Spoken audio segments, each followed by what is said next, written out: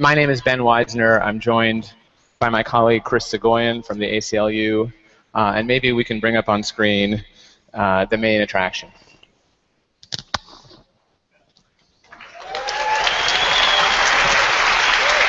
Are we going to see it?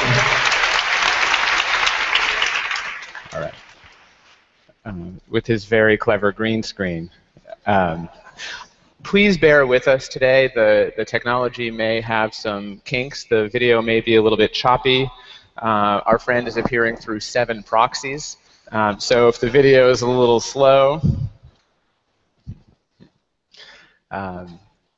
you're joining us for the event that one member of Congress from the great state of Kansas hoped would not occur.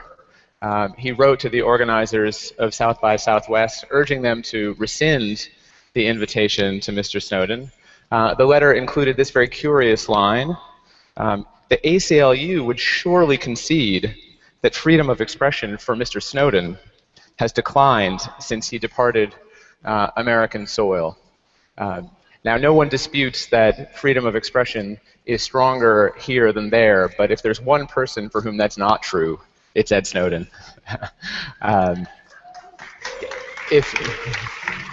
If he were here in the United States, he would be in a solitary cell, subject probably to special administrative measures that would prevent him from being able to communicate to the public and participate in the historic debate that he helped launch. So we're really delighted to be here. One more bit of housekeeping. As I'm sure most of you know, you can ask questions for Mr. Snowden on Twitter using the hashtag #AskSnowden. Some group of people backstage will decide which of those questions we see here, and we'll try to leave at least 20 minutes or so for those questions. So as I said, Ed Snowden's revelations and the courageous journalism of people like Bart Gellman, who you just heard, Glenn Greenwald, Laura Poitras, and others, has really launched an extraordinary global debate. But you might think of that debate as occurring over 2 tracks. There is a debate in Washington, in the halls of power, about law and policy, about what democratic controls we need to rein in NSA spying, that takes place in courts that are considering the legality, the constitutionality of these programs, in the legislature, considering legislation. But there's a very different conversation that you hear in conference rooms in technology companies, particularly among people working on security issues. And those people are talking less about the warrant requirement for metadata and more about why the hell the NSA is systematically undermining common encryption standards that we all use. Why is the NSA targeting telecommunications companies, internet companies, hacking them to try to steal their customer data, basically manufacturing vulnerabilities to poke holes in the communication systems that we all rely on. We're hoping to mostly focus on that latter conversation here. And with that in mind, Ed, if you're with us, maybe you could say a few words about why you chose, for some of your first public remarks, to speak to the technology community rather than, say, the policy community in Washington.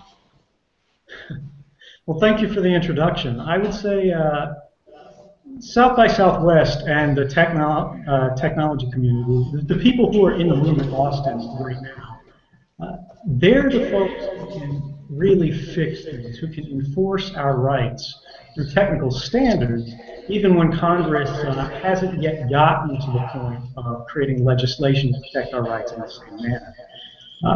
When we think about what's happened with the NSA in the last decade in the post-9/11 era, the result has been an adversarial internet, a sort of global free fire zone for governments. That's nothing that we ever asked for. It's not what we want. And it's something we need to protect against. When we think about the policies that have been advanced, sort of erosion of Fourth Amendment protection, the proactive censure of communications, there's a policy response that needs to occur. But there's also a technical response that needs to occur. And it's the makers, it's the thinkers, it's the development community that can really craft those solutions to make sure that we're safe. The NSA is sort of global master surveillance that's occurring in all the countries, not just the US. And it's important to remember that this is a global issue. They're setting fire to the future of the internet. And the people who are in this room now, you guys are all the firefighters. And we need you to help us fix this. So, Chris, you heard Ed say that the NSA offensive mass surveillance programs, the sort of manufacturing of vulnerabilities, is setting fire to the future of the internet. You want to comment on that? Sure. So many of the communications tools that we all rely on are not as secure as they could be. Particularly for the apps and services that are made by small companies and small groups of developers, security is often an afterthought, if it's a thought at all. And really what that's done is enable global passive surveillance by the US, but other governments too. You know, what I think has been the most lasting impression for me from the last 8 months is the fact that the real technical problems that the NSA seems to have are not how do we get people's communications, but how do we deal with the massive amounts of communications data that we're collecting. The actual collection problem doesn't seem to be a bottleneck for the NSA, and that's because so many of the services that we're all relying on are not secure by default. And so I really think for this audience, one of the things that we should be thinking about and hopefully taking home is the fact that we need to lock things down. We need to make services secure out of the box, and that's going to require a rethink by developers. It's going to require that developers start to think about security early on rather than later on down the road. Well, let me pick up on that. Ed, you submitted written testimony last week to the European Parliament, and I want to quote a very short part of that and have you elaborate on it. You said, in connection with mass surveillance, the good news is that there are solutions. The weakness of mass surveillance is that it can very easily be made much more expensive through changes in technical standards. What kinds of changes were you talking about, and how can we ensure that we make mass surveillance more expensive and less practical? Right, so the primary challenge that mass surveillance faces from any agency, any government, is not just how do you collect the communications as they cross the wires, as they find their way to the network, but how do you interpret them, how do you understand them, how do you break them back out, analyze them? And at least on the easiest, the simplest, and cost-effective basis, by encryption. And there are two methods of encryption that are generally used, and one of which is problematic. One of those is what's called SXSW. It's sort of what we're using like Google type services, Skype type services right now, where I encrypt video chat, and Google decrypts it, and then you guys. End-to-end encryption, where it's from my it's mass possible at the network level without a by doing end-to-end encryption, you force threat model, global passive adversaries to go for the endpoints. That is the individual computers. And the result of that is a more constitutional, more carefully overseen sort of intelligence gathering model, law enforcement model, where if they want to gather communications, they have to target them specifically. They can't just target everybody all the time, and then when they want to read the results, go back in the time machine. What did they say? 2006. They can't pitch exploits to every computer in the world without getting caught. That's the value of encryption, and that's what we need to think about. We need to know how can we enforce this protection in a simple, cheap, and effective way that's invisible to users. And I think that's the way. So, Chris, one of the obstacles to widespread end-to-end encryption is that many of us get our email service from advertising companies that need to be able to read the emails in order to serve us targeted ads. But what are steps that even a company like Google, that's an advertising company, or companies like that, can do to make mass surveillance more difficult? Are there things, or do we really need new business models to accomplish what Ed is talking about?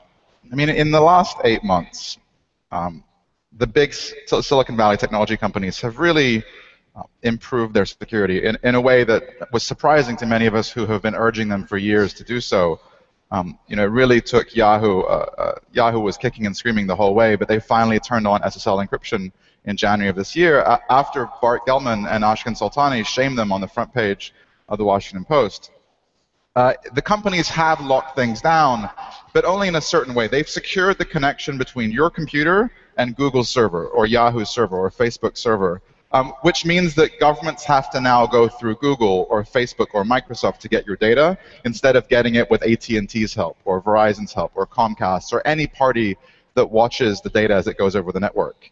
I think it's going to be difficult for these companies to offer a truly end-to-end encrypted service simply because it conflicts with their business model, right? Google wants to sit between you and everyone you interact with and provide some kind of added value, whether that added value is advertising or some kind of information mining, improved experience, telling you when there are restaurants nearby where you can meet your friends. They want to be in that connection with you, and that makes it difficult to secure those connections. But is this the right time for a shout out to Google that is in this conversation with us right now? So look, the irony that we're using Google Hangouts to talk to Ed Snowden has not been lost on me or our team here. And I should be clear, we're not getting any advertising support from Google here. The fact is that the tools that exist to enable secure end-to-end encrypted video conferencing are not very polished, and particularly when you're having a conversation with someone who's in Russia and who's bouncing his connection through several proxies, the secure communications tools tend to break. And this, in fact, I think reflects the state of play with many services. You have to choose between a service that's easy to use and reliable and polished, or a tool that is highly secure and impossible for the average person to use. And I think that reflects the fact that the services that are developed by large companies with the resources to put 100 developers on the user interface, those are the ones that are not optimized for security, and the tools that are designed with security as the first goal are typically made by independent developers and activists and hobbyists, and they're typically tools made by geeks for geeks. And so what that means is the regular users have to pick. They have to pick between a service they cannot figure out how to use, or a service that is bundled with their phone or bundled with their laptop and works out of the box. And of course, rational people choose the insecure tools because they're the ones that come with the devices they buy and work and are easy for people to figure out. Well, let's bring Ed back into this, because in a way, this whole affair began with Glenn Greenwald not being able to use PGP. Which is somewhat of a joke in the tech community, but really not outside the tech community. PGP is not easy to install, and it's not easy to use. Using Tor, using Tails, I feel like I need new IT support in my office just to be able to do this work. So, you're addressing an audience that includes a lot of young technologists. Is there a call to arms for people to make this stuff more usable? So that not only technologists can use it? There is, and I think we're actually seeing a lot of progress being made here. Whisper Systems, the sort of Moxie Monolith of the world, are focusing on new user experiences, new UIs, and basically ways for us to interact with cryptographic tools. And this is the way it should be. Where it happens invisibly to the user, it happens by default, right? We want secure services that aren't opt-in. It's got to pass the Greenwald test. If any journalist in the world gets an email from somebody saying, hey, I have something the public might want to know about, they need to be able to open it. They need to be able to access that information. They need to be able to have those communications, whether they're a journalist or an activist or even a brand.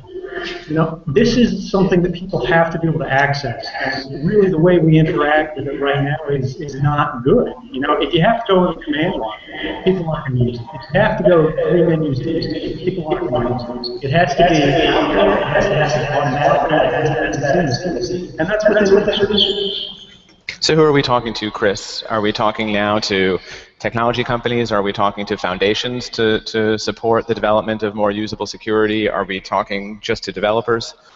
Who's the audience for this call to arms? I mean, I think the audience is everyone, but we should understand that most regular people are not going to go out and download an obscure encryption app. Most regular people are going to use the tools that they already have. That means they're going to be using Facebook or Google or Skype. And so a lot of our work goes into pressuring those companies to protect their users. In January of 2010, Google turned on SSL, the lock icon in your web browser. They turned it on by default for Gmail. It had previously been available, but it had been available through an obscure setting, the 13th of 13 configuration options, and of course no one turned it on. When Google turned that option on, suddenly they made passive bulk surveillance of their users' communications far more difficult for intelligence agencies. And they did so without requiring that their users take any steps. One day, their users just logged into their mail, and it was secure. And that's what we need. We need services to be building security in by default and enabled without any advanced configuration. Now, that doesn't mean that small developers cannot play a role. There are going to be, hot new communications tools. Things, WhatsApp basically came out of nowhere a few years ago, and what I want is for the next WhatsApp or the next Twitter to be using encrypted end-to-end communications. This can be made easy to use. This can be made usable, but you need to put a team of user experience developers on this. You need to optimize. You need to make it easy for the average person. And if you're a startup and you're working on something, bear in mind that it's going to be more difficult for the incumbents to deliver secure communications to their users because their business models are built around advertising supported services. You can more effectively and more easily deploy these services than they can. And so I think if you're looking for an angle here, I think we're slowly getting to the point where telling your customers, hey, $5 a month for encrypted communications, no one can watch you, I think that's something that many consumers might be willing to pay for. So if I could actually piggyback on that real quick, one of the things I want to say is for a larger company, it's not that you should collect any data. It's that you should only collect the data and hold it for as long as necessary for the operation of the business. Recently, EC Council, security services was hacked, and they actually stole my passport, my registration, and posted them to the internet and site. Now, I said forms back in 2010. Why was that still was it still necessary? That's a good example of when these things take time. And whether you're doing it or Facebook, you can do these things in a responsible way where you can still get the value that you need to run your business without. So we didn't have great audio here on that response, but what Ed was saying is that even companies whose business model relies on them to collect and aggregate data don't need to store it indefinitely once its primary use has been accomplished. His example was that some company was hacked, and they found some of his data from 4 years ago that clearly there was no business reason for them still to be holding on to. Let's switch gears a little bit. Last week, Ed, General Keith Alexander, who heads the NSA, testified that he believes that the disclosures of the last 8 months have weakened the country's cyber defenses. Some people might think there's a pot and the kettle problem coming from him, but what was your response to that testimony? So it's very interesting to see officials like Keith Alexander talking about damage that's been done to sort of the defense of our communications. Because more than anything, there have been 2 officials in America who have harmed our internet security and actually our national security because so much of our country's economic success is based on our intellectual property. It's based on our ability to create and share and communicate and compete. Now, those 2 officials are Michael Bailey and Keith Alexander, 2 directors of the National Security Agency in the post-9/11 era, who made a very specific change, and that is they elevated offensive operations, that is, attacking, over the defense of our communications. They began to lower the protections of our communications in order to get an attacking advantage. Now, this is a problem for one primary reason, and that's America has more to lose than anyone else when every attack happens. When you if one country has a source of revolt that's more vulnerable than anyone else's, it doesn't make any sense to be attacking all day and never defending your full home. And it makes even less sense when you set the standards for revolts worldwide to have a big backlash. And that's what we're running into today. So when he says, you know, these things have weakened national security, now these are improving our national security. These are improving the communications, not just but everyone in the world, because we rely on the same standards. We rely on the ability to trust our communications, and without that, we don't have anything. Our economy cannot succeed. So, Chris, Richard Clark testified a few weeks back that it's more important for us to be able to defend ourselves against attacks from China than to be able to attack China using our cyber tools. I don't think everybody understands that there's any tension whatsoever between those two goals. Why are they in opposition to each other?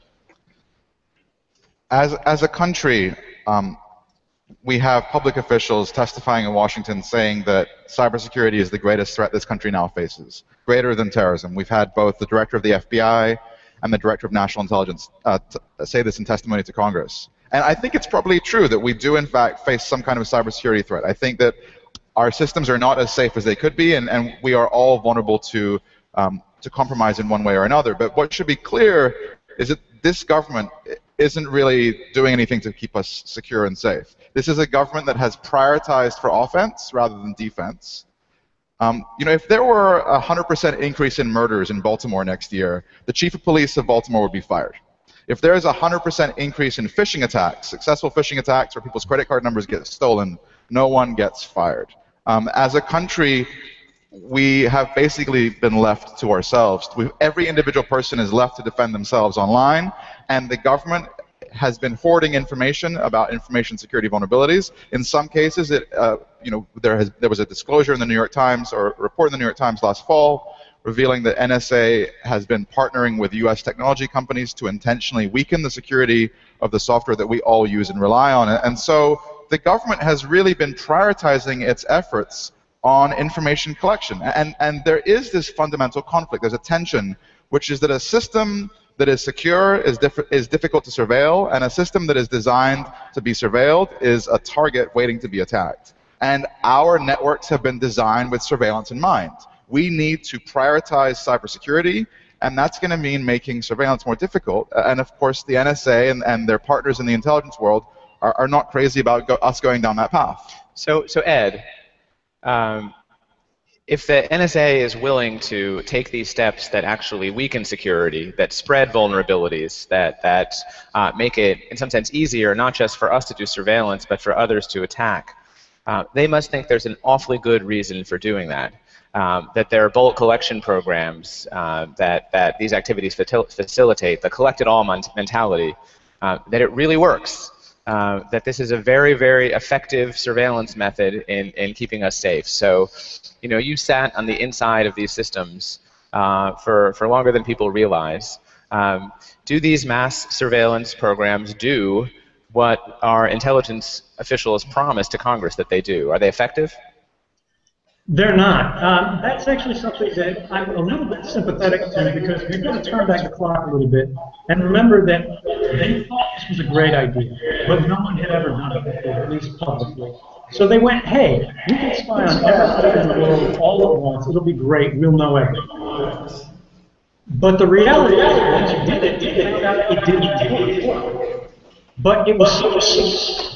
It was so successful, it was so great at getting billets, it was so great at getting contracts, that nobody wanted to say no.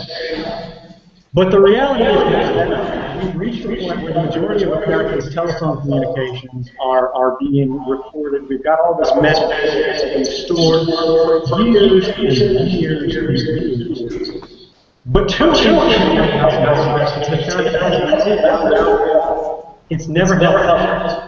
Beyond that, we've got to think about dealing with those resources. What are we getting at? And as I said before, we're being held. We've actually had tremendous intelligence failures because we're monitoring. We're monitoring, everybody's communications instead of just communications. And that lack of focus has caused us to miss things that we should have had. Tamerlan Sarney of the Boston bombers. The Russians should tell us about it, but we did a very poor effort. We didn't have the resources to have people looking at things. And if we hadn't spent so much on our surveillance, if we followed the traditional models, we might have caught that. Umar Farouk Mukhtar, the underwear bomber, same thing. He went to a CIA office. He said, "My son is dangerous. Don't let him go to the country. Get him out." We didn't follow, we didn't actually investigate this guy. We didn't dedicate time to figure out what was going on because we spent all of this money, we spent all of this time hacking into Google and Facebook's backend to look at their database, their data center. What did we get out of it? We got nothing, and 2 White House investigations have confirmed.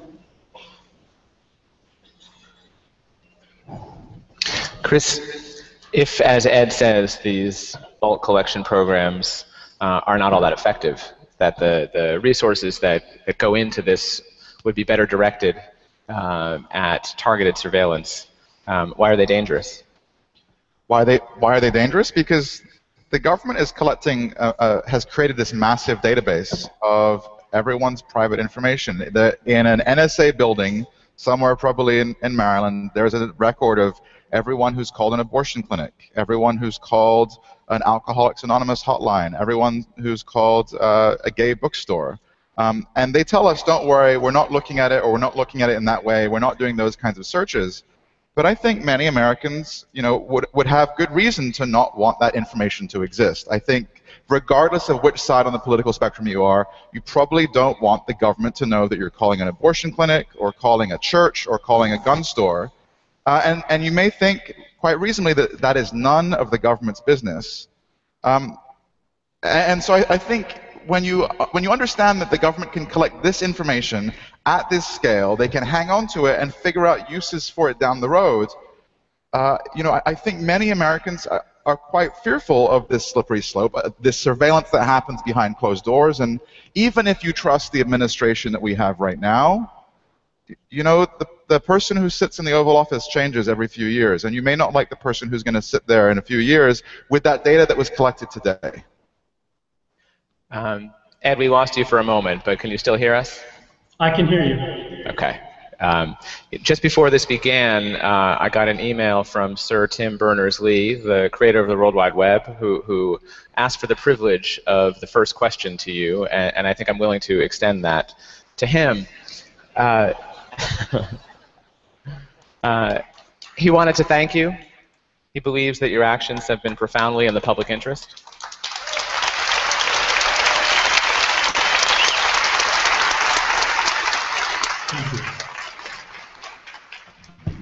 That was applause if you couldn't hear it. And he asks if you could design from scratch an accountability system for governance over national security agencies. What would you do? It's clear that intelligence agencies are going to be using the internet to collect information from all of us. Is there any way that we can make oversight more accountable and improved? That's a really interesting question. It's also a very difficult question. Oversight models, auditing models, these are things that are very complex. They've got a lot of involvement. And when you add in secrecy, when you add in public oversight, it gets complex. We've got a good start, and that's half the matter. We have an oversight model that could work.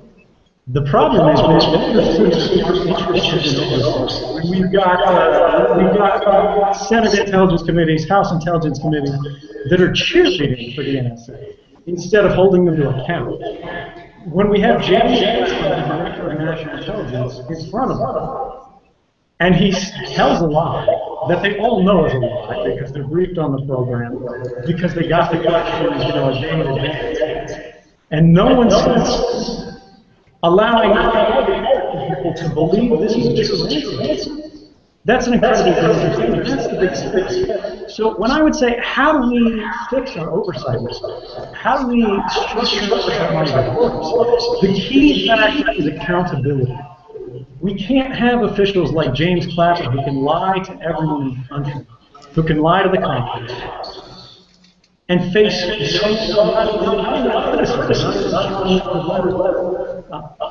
the same thing with in the United States, we've got open courts that are supposed to decide and say the Constitution to interpret and apply the law. We also have the private court, which is a secret rubber stamp court. But these happen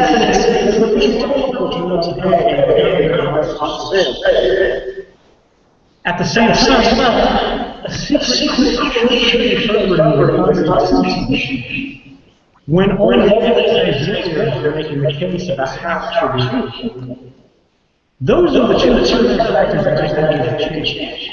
The other thing is we need public advocates. We need public representatives. We need public leaders. Some way for trusted public figures, sort of civil rights champions, to advocate for us and to protect the structure and make sure it's being fairly applied. We need a watchdog that watches something that can tell you. These guys didn't tell you that you had lied to. Because otherwise, how do you vote? If we're not informed, we can't consent to these policies. For what it's worth, my answer to Sir Tim is Ed Snowden. Before these disclosures, all three branches of our government had gone to sleep on oversight. The courts had thrown cases out, as he said. Congress allowed itself to be lied to. The executive branch did no reviews. Since Ed Snowden and since all of us have been read into these programs, we're actually seeing reinvigorated oversight. It's the oversight that the Constitution had in mind, but sometimes it needs a dusting off, and Ed has been the broom. So, you want to go? Yeah, I just wanted to also note that without Ed's disclosures, many of the tech companies would not have improved their security, either at all or at the rate that they did. The PRISM story, although there was a lack of clarity initially about what it really said, put the names of billion-dollar American companies on the front page of the newspaper and associated them with bulk surveillance. And you saw the companies doing everything in their power publicly to distance themselves, and also show that they were taking security seriously. You saw companies like Google and Microsoft and Facebook rushing to encrypt their data center to data center encryption. You saw the connections, rather. You saw companies like Yahoo finally turning on SSL encryption. Apple fixed a bug in its address book app that allowed Google users' address books to be transmitted over networks in unencrypted form. Without Ed's disclosures, there wouldn't have been as much pressure for these tech companies to encrypt their information. Now, there are going to be people in this audience, and there'll be people who are listening at home who think that what Ed did is wrong. But let me be clear about one really important thing. His disclosures have improved internet security.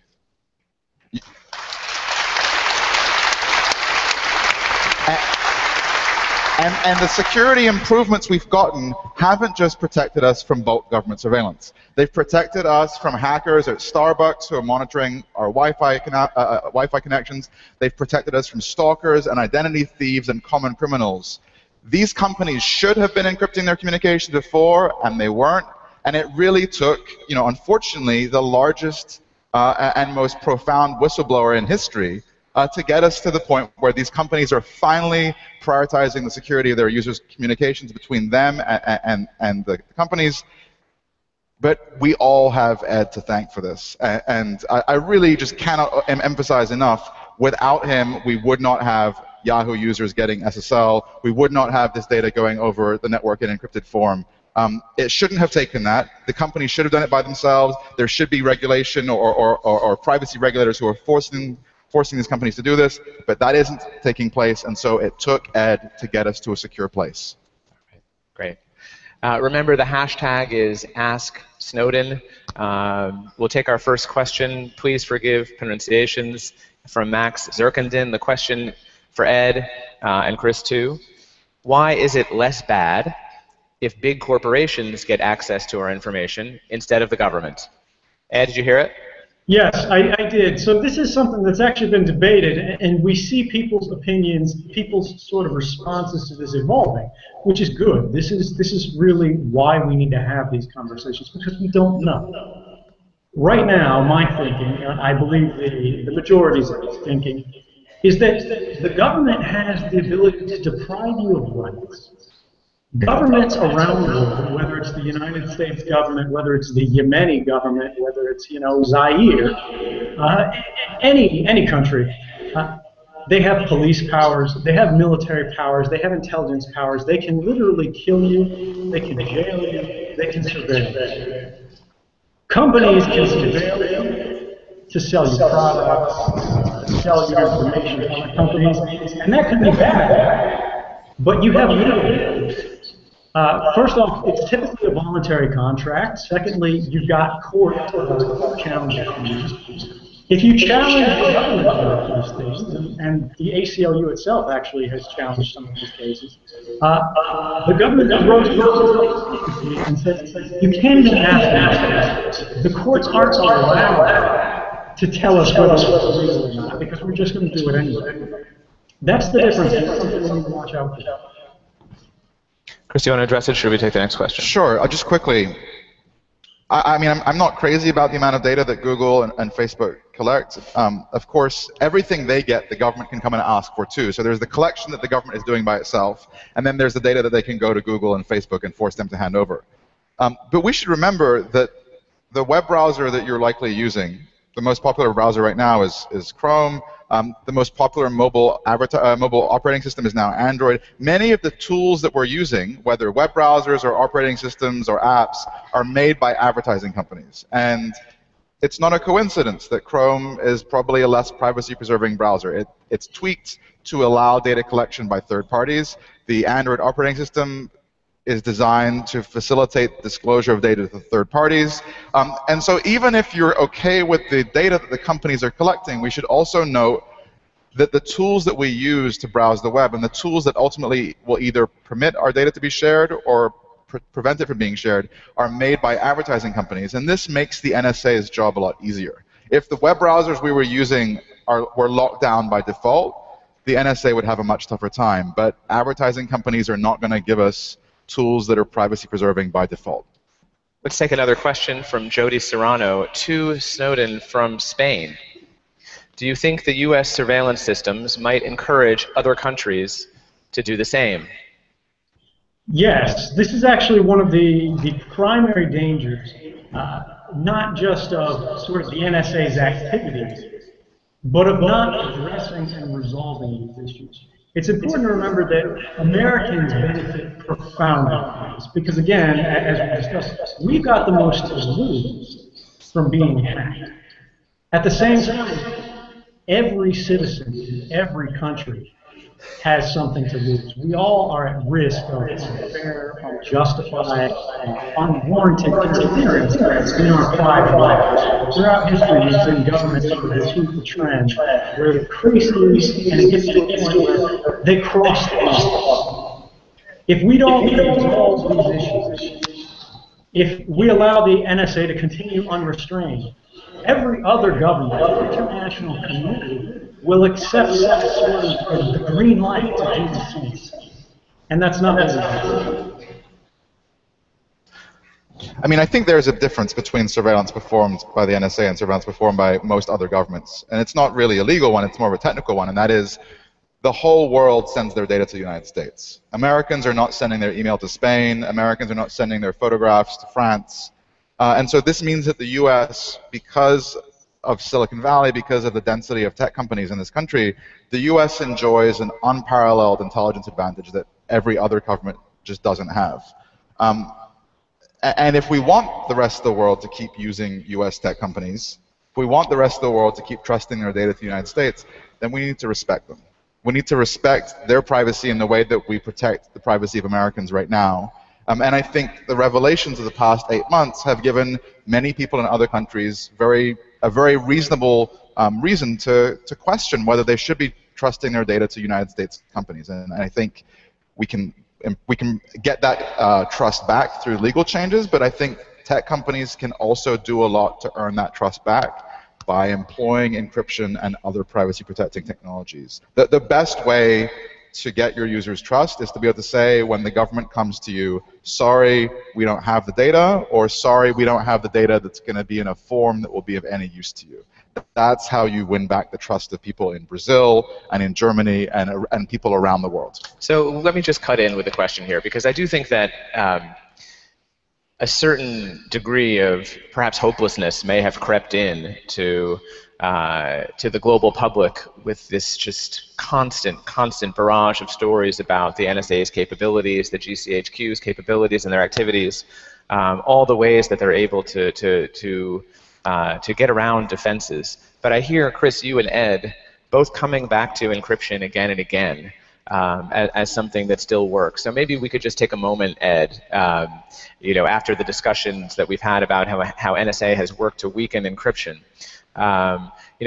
Should people still be confident that the basic encryption that we use protects us from surveillance, or at least mass surveillance? Right. The bottom line, and I repeated this again and again, is that encryption does work. We need to think about encryption not as this sort of arcane black art, but sort of a basic protection. It's the defense against the dark arts. And this is something we all need to be not only implementing, but actively researching on the academic level. Sort of the grad students of today and tomorrow need to keep today's threat on mind to inform tomorrow. We need all those brilliant Belgian photographers to go, all right, we know that these encryption algorithms we're using today work. Typically, it's the random number generators that are attacked as opposed to the encryption algorithms themselves. How can we make it? How can we test this problem? It's not going to go tomorrow, but it's the steps that it takes today. It's the moral commitment, the philosophical commitment, the commercial commitment to protect and enforce our liberties through technical standards that's going to take us to the test and allow us to realize the open and trust. Chris, very briefly, you hang out with cryptographers. They're not happy campers these days. No. Of all the stories that have come out, the one that has really had the biggest impact in the security community is the news that the NSA has subverted the design of cryptographic and random number generator algorithms. I think it's fair to say that there is a group within the cryptographic community now who have become radicalized as a result of these disclosures, and cryptographers actually can be radicals. They're not just mild-mannered people. We should remember that regular consumers do not pick their own encryption algorithms. Regular consumers just use the services that are provided to them. The people who pick the crypto, who pick the particular algorithms, who pick the key sizes, they are the security engineers at Google and Facebook and Microsoft, and the cryptographers who are working with open source projects. And those people are all really pissed. And I think that's good. Those people should be mad, and those people can make a difference. And the fact that these disclosures have so angered the security community, I think, is a really good sign, because ultimately the tools that come out in 6 months or a year or 2 years are going to be far more secure than they were before, and that's because that part of the tech community feel like they were lied to. So let's take a couple more questions from Twitter. Melissa Nixick, I hope. What steps do you suggest the average person take now to ensure a more secure digital experience? Is there anything that we can do at the individual level to confront the issues of mass surveillance that we're talking about today? Ed, it's okay if the answer is no. There are basic steps. It's a really complicated subject matter today, and that's the difficulty. Again, it's the Glenn Greenwald test. How do you answer this for someone? For me, there are a couple key technologies. There's full disk encryption to protect your actual physical computer and devices in case they're seized. Then there's network encryption, which are things like SSL, but that happens sort of transparently, and you can't help that. You can install a couple of browser plugins, no script to block active exploitation attempts in the browser, no script to block ads and tracking. But there's also Tor is a mixed routing network, which is very important because it's encrypted from the user through the ISP to the end of sort of a cloud, the network of routers that you go through. And because of this, your ISP, your telecommunications provider, can no longer survive on you by default, the way they do now today to the website.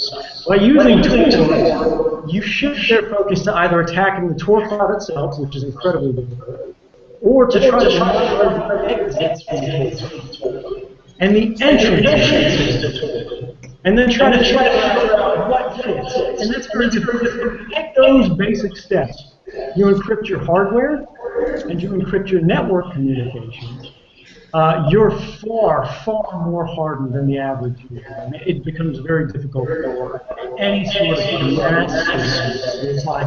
You'll still be vulnerable to targeted. If there's a warrant against you, if the NSA is after you, they're still going to get you. But mass untargeted, collected approach, you'll be much safer. You know, when there's a question about average users and the answer is Tor, we've failed, right? Yeah, I mean, I'll just add to what Ed said in saying that a privacy-preserving experience may not be a secure experience and vice versa. So I'm constantly torn. I personally feel like Firefox is the more privacy-preserving browser, but I know that Chrome is the more secure browser. And so I'm stuck with this choice of am I more worried about passive surveillance of my communications and my web browsing information, or am I more worried about being attacked? You know, and I go back and forth on those. I think until we have a browser or a piece of software that optimizes for both privacy and security, I think users are going to be sort of stuck with two bad choices. I'll just note that in addition to what Ed said, I mean, I really think that consumers need to rethink their relationship with many of the companies to whom they entrust their private data. And I really think what this comes down to is if you're getting the service for free, the company isn't going to be optimizing the experience with your best interest in mind. I'm not going to say, you know, if you're not paying for the product, you are the product, because we pay for our telephone call, we pay for our wireless service, and those companies still treat us like crap. But you know, if you want a secure online backup service, you're going to have to pay for it. If you want a secure voice or video communications product, you're going to have to pay for it. And that doesn't mean you have to pay thousands of dollars a year, but you need to pay something so that that company has a sustainable business model that doesn't revolve around collecting and monetizing your data. Okay, we have another question about encryption from Sean. Isn't it just a matter of time before NSA can decrypt even the best encryption? And Ed, I'm particularly interested in your answer to this in light of your confidence that data that you were able to take is secure and has remained secure. Well, let's put it this way. The United States government has assembled a massive investigation team into me personally, into my work, and they still have no idea, what documents, because of encryption. Now, the only way to get around it is either have a computer that's so massive and so powerful to convert the entire universe into the energy of this cryptographic machine, which it still might not be able to do it. Or you can break into computers and try to steal the keys and bypass it. And that happens every day. That happens every day. And that's the way around. Now, there are still ways to protect encrypted data that no one can break. And that's by making sure the keys are never exposed. If the key itself cannot be observed, the key can't be stolen. It can't be captured in the and any cryptographer will tell you that the map is set. The only way you can do encryption on a targeted basis, particularly when you start with rate-based encryption, you're not using one algorithm, you're using every algorithm, you're using key splitting, you're using all kinds of sort of sophisticated techniques to make sure no one person, no single failure exists. There's no way in, there's no way around it, and that's going to continue to be the case, I think, until our understanding of mathematics and physics changes fundamentally. I mean, I'll just add actually, that if I could follow up on that, I would say the U.S. government's investigation actually supports that. We've had both public and private acknowledgments that they know at this point neither the Russian government nor the Chinese government nor any other government has possession of any of this information, and that would be easy for them to find out. Remember, these are the guys who are spying around the world. They've got human intelligence assets embedded in these governments. They've got electronic signals assets in these governments. If suddenly the Chinese government knew everything the NSA was doing, we would notice the change. We would notice the chatter, we'd see officials communicating, and our assets would tell us, hey, suddenly they got a warehouse, they put, 1,000 of their most skilled researchers. That's never happened, and it's never going to happen. I'll just add that I think Ed's right. If the government really wants to get into your computer, if they want to figure out what you're saying and who you're saying it to, they will find a way, but that won't involve breaking the encryption. That'll involve hacking into your device. So whether your phone or your laptop, they'll take advantage of either vulnerabilities that haven't been patched or vulnerabilities that no one knows about. But hacking technologies don't scale. If you are a target of the NSA, it's going to be game over no matter what. Unless you are taking really, really sophisticated steps to protect yourself. But for most people, that'll be beyond their reach. But encryption makes bulk surveillance too expensive. And really the goal here isn't to blind the NSA. The goal isn't to stop the government from going after legitimate surveillance targets. The goal here is to make it so that they cannot spy on innocent people because they can. Right now, so many of our communications, our telephone calls, our emails, our text messages, our instant messages are just there for the taking.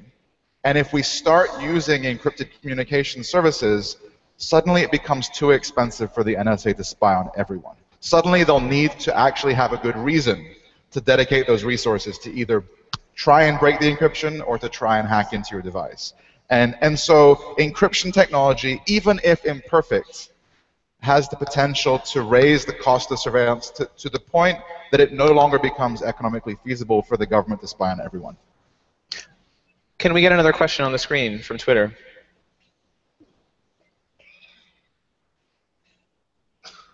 Please? Thanks. Okay. Good question from David Meyer. Is it possible to reap the benefits of big data on a societal level while not opening ourselves to constant mass surveillance? How do we enjoy the scientific benefits, even some of the commercial benefits of this, without turning ourselves into a dystopian surveillance state in 2 minutes or less? Ed? This is a really difficult question. There are a lot of advancements in things like encrypted search that would make it possible for the data to be in an unreadable format until court provides a warrant or something. But in general, it's a difficult problem. The bottom line is data should not be without people's knowledge and consent.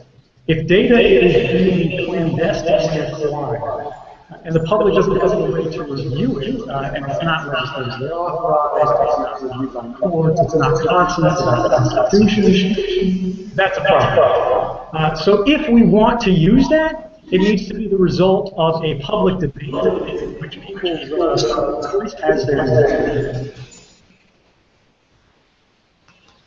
Chris, you want to take on that question? No. We have another question that is about everyday users. Maybe you can give us another one because I think we've answered this one. Friends backstage? Okay. From Tim Shorrock. Wasn't NSA mass surveillance the solution? Chris, can you read that? Wasn't NSA's mass surveillance the solution to the internet driven by privatization and handling over our signals intelligence analysis to SCIC, Booz Allen. So Tim's basically saying, you know, isn't this a result of letting contractors in to run the show? Right. So the problem is when the NSA gets a pot of money, they don't develop the solutions themselves. They bring in a bunch of contractors, the Booz Allens, the SAICs, the khakis, and they go, hey, what can you guys do for us? What solutions work? And these guys get a gigantic strong and data protection professional and know how it works. And the problem is you've got contractors and private companies that have influencing the policies. It was not to write the same point papers and sort of policy suggestions that I did as an official employee of the government at the CC. And the problem is you've got people running they've got the government, of course, against it, who are saying, let's do that. Let's put in national grants because it's great for all change. But it doesn't sell itself. One thing you've seen recently is the government's gone on and changed its talking points. They moved their verbiage away from public interest and to national interest. And we should be concerned about that, because when the national interest, talking about the state, becomes distant public interest, what benefits the people, we really are at a point where we have to marry those up, where it gets harder and harder to control, and we risk losing control of a representative democracy. So Ed, maybe let me ask you what will turn out to be a final question. In your early interviews with Glenn Greenwald and Laura Poitras, you said that your biggest fear was that there would be little or no reaction to these disclosures. You know, where you sit now, how satisfied are you with the global debate that you helped to launch? Do you feel that it was worth the price that you paid in order to bring us to this moment? One of the things that I told Bart Gellman was when I went public with this, it wasn't so I could sort of single-handedly change the government, tell them what to do, and sort of override what the public thinks is proper. What I wanted to do was inform the public so they could make a decision, they could provide a consent for what we should do. And the result of these revelations is incredibly responsible, careful reporting that, by the way, has been with the government. The government's never touched any single one of these stories that were the human life. The results of the public, the government, and every society live in a more secure place. We have more secure communications, and we're going to have a better civic interaction as a result of understanding what's being done in our names and what's being done in our. And so when it comes to regardless of what happens to me, this is something we had a right to do. I took it to support the Constitution, and I saw what the Constitution was violated in the United States. The interpretation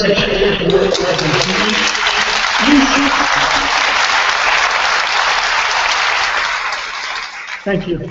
The interpretation of the Constitution had been changed in secret from no unreasonable search and seizure to, hey, any seizure is fine, just don't search it. And that's something that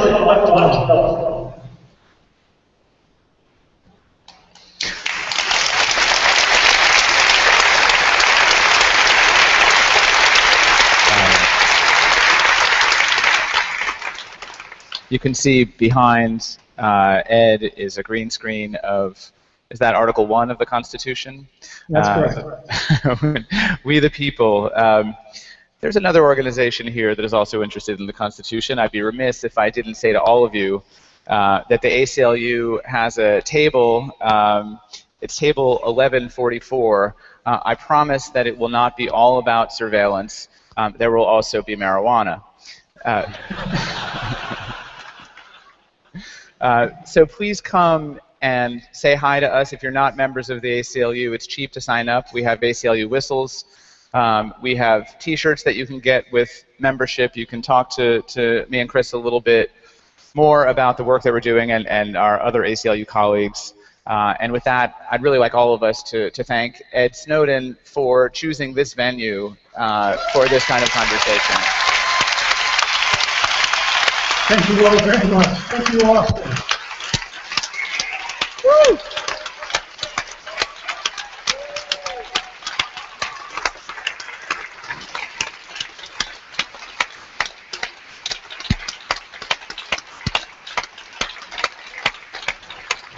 We did it, man.